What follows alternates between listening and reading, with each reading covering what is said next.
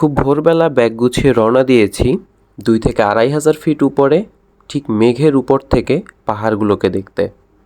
আমাদের অনেক সময় মন চায় যে আমরা একটু ক্যাম্পিং করব, বাট কোনো ট্রেকিং থাকবে না, খুব রিল্যাক্সে আমরা চলে যাব। গাড়ি থেকে নামলে আমাদের ক্যাম্প সাইট থাকবে এবং সেখানে আমাদের খাবার দাবারগুলো গুছিয়ে দেওয়া থাকবে, সেগুলো সরবরাহ থাকবে এবং প্রয়োজনে আমরা লোকালয় বা লোকাল দোকানেরও হেল্প নিতে পারবো এবং আমরা আমাদের মতো ক্যাম্পও করতে পারবো এবং সেফটি সিকিউরিটি ফুল থাকবে।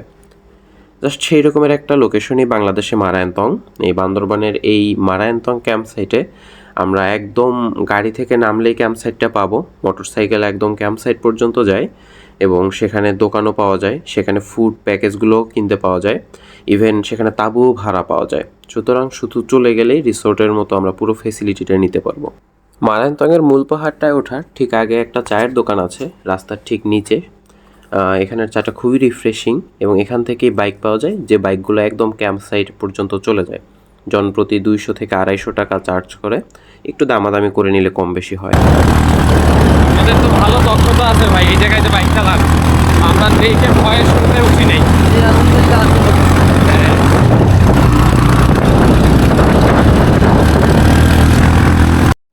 তবে এই পাহাড়ি রাস্তাটা খুবই রিস্কি, বাইকের জন্য তো আরও বেশি রিস্কি। এখানে যে রেগুলার যে বাইকগুলো চলে ওগুলোর চেহারা দেখলেই বোঝা যায় যে বারবার অ্যাক্সিডেন্ট করতেই থাকে।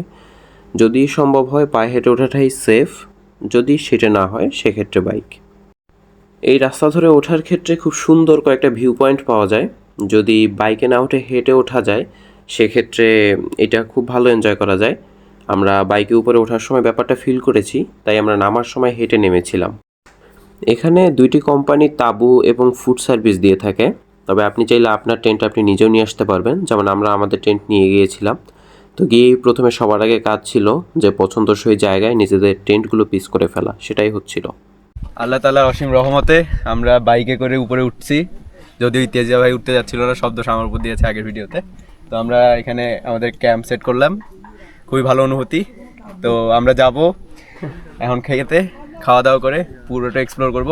উপরে বৌদ্ধ বিহার আছে, আরও উপরে যাওয়ার যায়, অনেক সুন্দর আর কি, আকাশটা খুবই সুন্দর। বর্তমানে এখানে কিছু কটেজ এবং জুম ঘর পাওয়া যায়, তবে এগুলোর সংখ্যা খুবই কম, তাই এগুলো প্রয়োজন হলে অনেক আগে থেকে রিজার্ভ করতে হয়। টেন্ট এবং খাবার সহ এখানের প্যাকেজগুলো 950 টাকা করে, আর যদি টেন্ট নিজেরা নিয়ে যাওয়া হয় সেক্ষেত্রে পার পার্সন 750 টাকা করে পড়ে। আচ্ছা ভাই, ওকে, এই আপনার খাবার। থ্যাংক ইউ, ধন্যবাদ ভাই। দেখি খাবারে কি আছে। আমরা একটা বক্স খুলি আগে।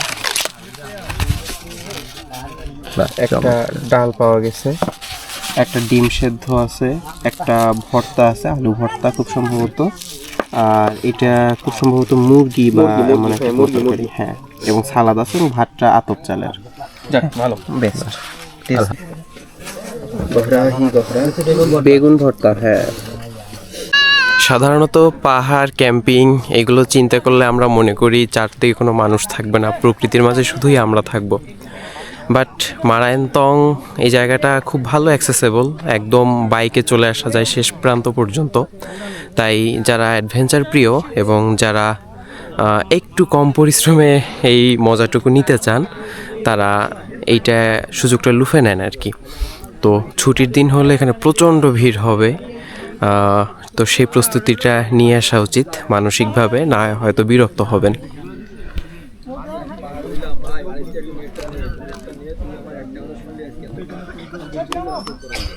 আজকে যখন আমরা প্রথমে এসেছিলাম তখন এখানে অল্প কয়েকটা ক্যাম্পই ছিল শুধু, এখন মোটামুটি সব মিলিয়ে 50টার মতো তাঁবু।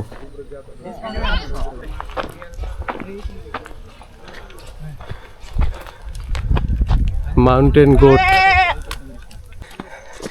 আমরা এখানে ক্যাম্প সাইটের পাশাপাশি আরও একটু উচ্চতা বাকি থেকে যাই পাহাড়ে, মূলত উপর একটা বিহার আছে, আমরা সেই বিহারটাই দেখতে যাচ্ছি। যদিও সেখানে ক্যাম্প করার অনুমতি নেই, তবে ঘুরে দেখার অনুমতি তো অবশ্যই আছে। আমরা অলরেডি অনেক বেশি উঁচাতে, আর বৌদ্ধ বিহারটা এর থেকে আরও 150-200 ফিট উপরে। সো সূর্যাস্তের 10 মিনিট আগে আমরা উঠতেছি, কিন্তু মনে হচ্ছে না এখানে আলো কম, ধূপধাপ অন্ধকার হয়ে যাবে আর কি। হ্যাঁ। অনেকের স্পেশালি অনেক মানুষের খুব শখ থাকে শাড়ি পাঞ্জাবি এইসবে অ্যাস্থেটিক সব ছবি তুলবে, তাও আবার ক্যাম্প সাইটে। যেহেতু এটা হয়ে ওঠে না, কারণ ওইরকম সহজ জায়গা পাওয়া যায় না। বাট মারায়ন্তং ওইরকম একটা জায়গা যেখানে একদম গাড়িতে করে নামা যায় ক্যাম্প সাইটে, এবং সম্পূর্ণ সি লেভেল থেকে প্রায় 1700 ফিট উপরে। তো যাদের এরকম শখ থাকে তারা এখানে এসে সেটা ফিল আপ করে ফেলতে পারেন। এইটা মারায়ন্তংয়ের উপরের বিহারটা, এটা এমন একটা পয়েন্ট যেখান থেকে 360 ভিউ পাওয়া যাচ্ছে। এটার থেকে উঁচু জাস্ট ওই একটু জায়গা আছে, ওইটুকু দেখা যাবে, আর সামনেই বিহার।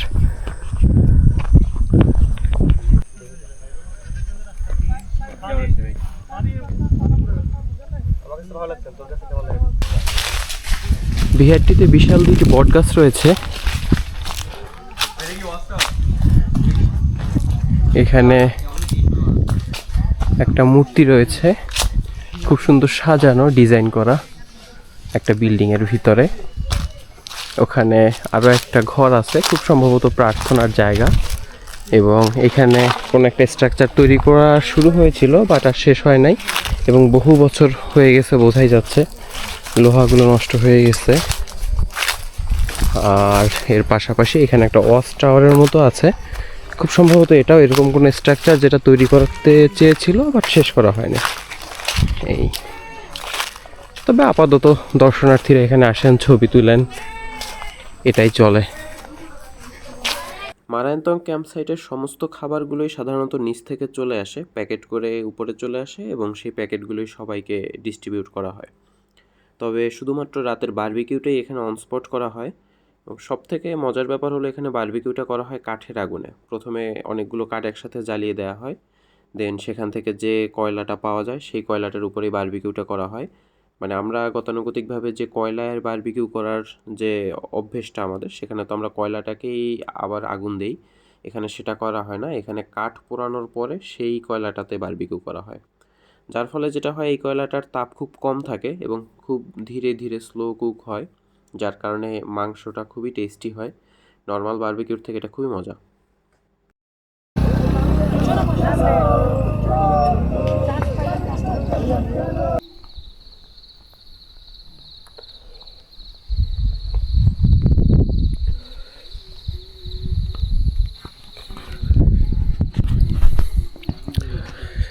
মোটামুটি 5টা বাজতেছে,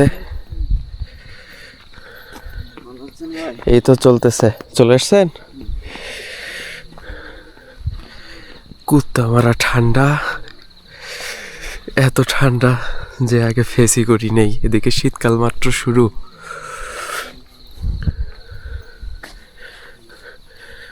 তবে বিছানা ছাড়লাম, কারণ আর কিছুক্ষণের মাঝেই সূর্যোদয় হবে, যেটা পাহাড়ের উপরের অন্যতম সেরা একটা আকর্ষণ। ফুটে গিয়েছে। আমরা ভালোভাবে সূর্যোদয় এবং মেঘ দেখার জন্যে আরও একটু উঁচু অবস্থানে বিহারটার ওখানে যাচ্ছি।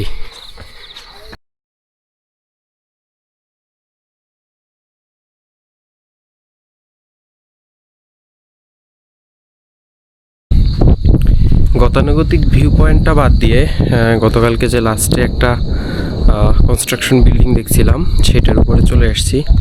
এটা একটু ফাঁকা, আর নর্মাল ভিউ পয়েন্টটায় প্রচুর মানুষ। সূর্য উঠতেছে, নিচে পুরোটা মেঘের চাদরে ঢাকা। আসলে সকালের এই আলো আঁধারির মেঘের এই ব্যাপারটা ক্যামেরায় সেভাবে আনা যায় না সত্যি বলতে, যেটা খালি চোখে দেখা যায়। নিচে ওই যে আমাদের ক্যাম্প সাইট, আর আমরা ওটা থেকে আরও অনেকটা উপরে, পুরো ভিউটা যেন পাওয়া যায় সেই জন্যে সকাল সকালে উপরে আসা। এবং যতটুকু ভাবনা তার থেকে অনেক বেশি পাওয়া এখানে এসে। নিচে দেখা যাবে সারি সারি পাহাড়, পাহাড়ের চূড়োগুলি শুধু একটু উঁকি দিয়ে আছে, বাকিটা মেঘে ঢেকে আছে। অনেকটা আমরা যেমন চাদর মুড়ি দিয়ে থাকি মাথাটা একটু বের করে, পাহাড়গুলো একইভাবে মেঘের চাদর মুড়ি দিয়ে মাথাটা একটু উঁচু করে আছে।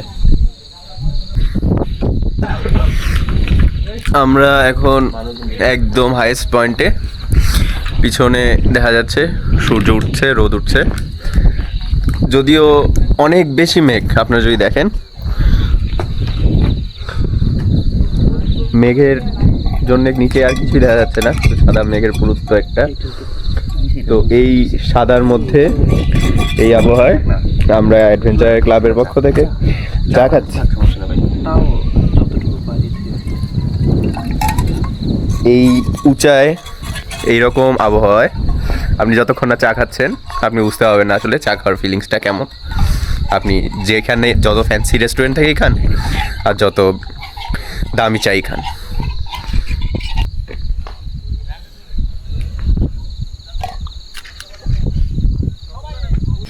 পাহাড়ে এসে কে কি খায় জানি না, তবে আমাদের সিয়াম দুধ খায়। দুধ লাভার সিয়াম, দুধ লাভার সিয়াম।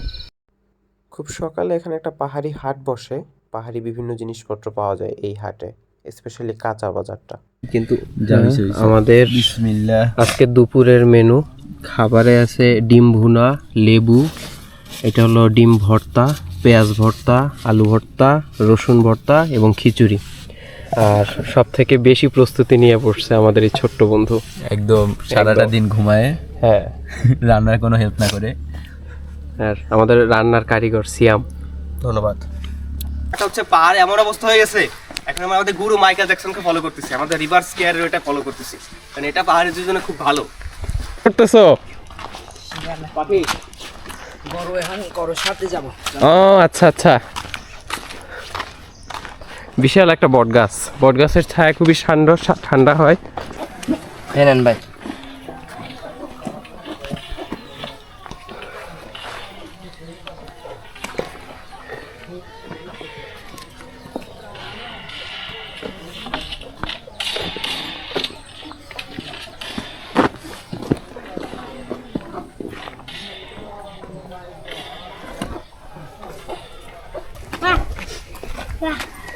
দাও দাও নাও, তোমার নাও, তোমার নাও।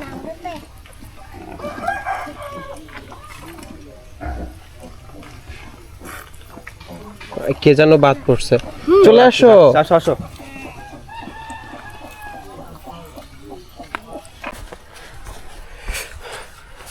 মারায়নতং থেকে যাওয়ার সময় এইটা একটা সেকেন্ডারি রুট, এটা দিয়েও একই দিকে বাজারের দিকে যাওয়া যায়। তো আমরা এইটা ধরেই আগাচ্ছি।